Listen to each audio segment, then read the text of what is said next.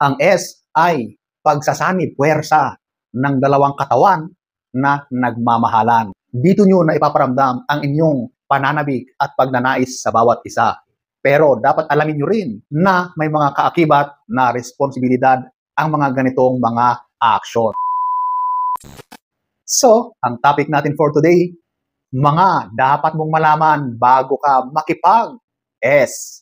Kung ikaw ay may karelasyon, kung ikaw ay may kasintahan at nagbabalak na kayo sa gawain na yan, panoorin nyo ito para malaman nyo kung ano ang mga pros and cons ng inyong gagawin.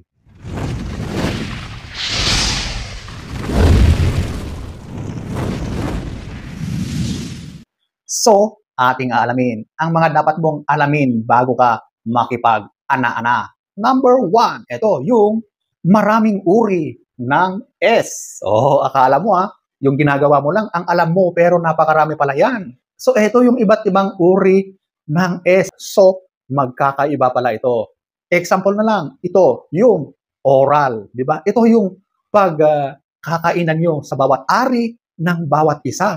Ito naman ang isa, yung anal. Ito naman yung pagpasok mo doon sa kanyang wet poo. Pero dapat maingat kayo at talagang malinis kayo sa mga parte ng katawan na yan para maging smooth sailing ang mga puwetan na yan. Di ba? Ito pa ang isa, yung pagsasarili. Isang uri din pala yan ng S. Di ba? Akala natin iba ang pagsasarili doon mismo sa S. Pero isang uri din pala yan ng S, yung pagsasariling sikap. Di ba? So, ito pa ang isa, yung pagkikiskis lang ng mga ari-arian ng magkapareha. At eto na yung pinakamadalas ginagawa nating lahat, yung talagang yung pagsasalpukan ng ari ng bawat isa. At yun talaga ang ginagawa natin. Basta walang nasasaktan at walang napipilitan, goods na goods yan. Number 1. Number 2, ito, yung anggulo. Ito yung dapat ikaw or yung partner mo ay nasa tamang pwesto yung katawan niya. Di ba? Dapat nasa tamang anggulo. Kasi kapag wala sa tamang pwesto yan, ay hindi magkakaigi. Maaring hindi tama yung pagpasok ng hotdog dyan sa yung pechay, di ba? O siyang pichi-pichi. Dapat yung anggulo ng katawan nyo ay nasa tama, di ba? Para yung hagod, di ba? Yung hagod na yan, mas mararamdaman ng bawat isa, di ba? Kasi kapag baliko yan, naku, masakit yan, di ba? Yung hindi tama yung pwesto nyo, hindi talaga maayos, hindi masaya yung experience kapag ganun. Kaya dapat nasa tamang anggulo yung katawan nyo. O di ba, kung ano yung position na ginagawa nyo, ayusin nyo, di ba, para walang nararamdamang kirot or pananakit. So, mahalaga yung anggulo, yung tamang pwesto ng mga katawan. Yan. Number 2. Number 3, eto, magkakaibang ari-arian. Akala nyo, pare-parehas lang yan? Hindi.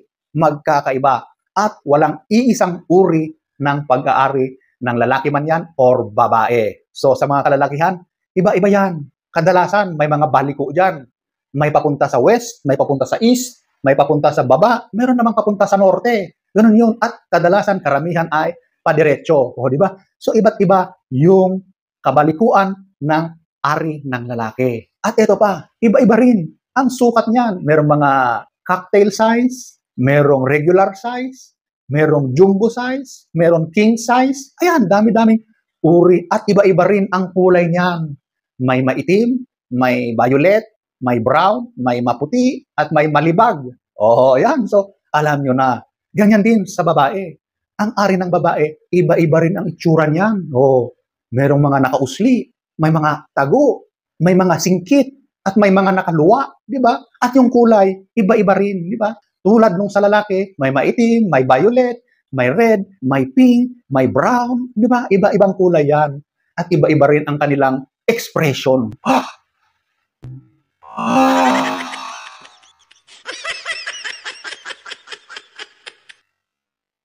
Ganon.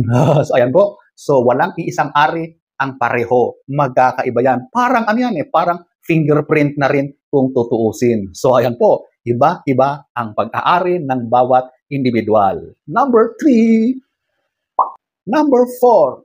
Iba't ibang reaction. Alam mo, ang reaksyon ng bawat individual yan ay magkakaiba. Meron talaga yung sobrang maiingay, yung parang iskandalosa kapag sila ay nagyayarian. Meron naman yung napakatahimik naman, akala mo walang nangyayari pero andyan na pala, may digmaan na palang nagaganap, di ba? So, huwag kang magugulat kapag yung partner mo ay yan na ay nagsisigaw, naghuhumiyaw. Ganon talaga siya. Kung ganyan yung partner mo, irespeto mo siya, di ba? Namnamin mo na lang yung moment na kasama mo ang ganyan kasi iba-iba talaga ang reaksyon ng bawat individual sa mga ganyang pagkakataon. So, tahimik man, maingay, yung parang deadma, parang walang reaction, or OA naman kung makasigaw, okay yan, normal yan sa mga ganyang individual na sumasalang sa ganyang mga aktibidad. So, ayan po, ang number 4. Number 5, eto, normal ang mabuhok. Ano yung tinutukoy kong mabuhok? Yun yung sa baba, sa ari natin. Alam nyo kasi ngayon, ang uso ay kalbo na. Halos lahat ng kababaihan, makikita mo na talagang pumupunta sila sa mga salon or sila na mismo ang naggugupit, nag-trim, or kung ano man ang ginagawa doon sa kanilang ari para mawala lahat ang buhok doon. Parang tingin nila doon sa buhok na yun ay kadiri. Ganon ang mga tao ngayon. Pero nung mga unang panahon, nung mga 60s, 70s, 80s, 90s, wala pa yan. Lahat ng mga ari ng lalaki o babae ay sobrang malago. Wala yan. Manood ka man ng mga adult na pelikula nung araw, talagang makita mo na yan ay masukal. Talagang jungle ang makikita mo dyan. Nangyari lang yan nung dumami na ang mga negosyo para sa mga bagay na yan. So ang nangyari dyan is dahil sa mga negosyo, sa mga komersyal, sa mga produkto na ibinebenta para sa ganyan. Kaya ang akala ng mga tao ngayon, yun ang dapat, pero hindi. Kaya may buhok yan kasi may silbi yan, protection yan para dun sa ating ari. So, kapag nakita mo na yung partner mo ay sobrang malago, mabuhok, masukal, jungle, normal. Huwag kang mandiri kasi normal yan. Okay? Okay. Number 5. Number 6. So, choice mo yan. Nandyan na kayo. Sumalang na kayo sa ganyang activity. So, pinag-isipan mo yan. Kung nandyan ka man, sigurado na nagustuhan mo yan. Siguro naman, hindi ka pinipilit dyan. Walang pilitan. Okay, tandaan mo yan. Kapag pinilit ka ng isa, huwag na huwag kang sumama. Kasi ito, kusa yan. Choice natin yan kapag gagawin natin ang bagay na yan. Okay? Paano nyo may enjoy kung may ayaw, kung may napipilitan, di ba?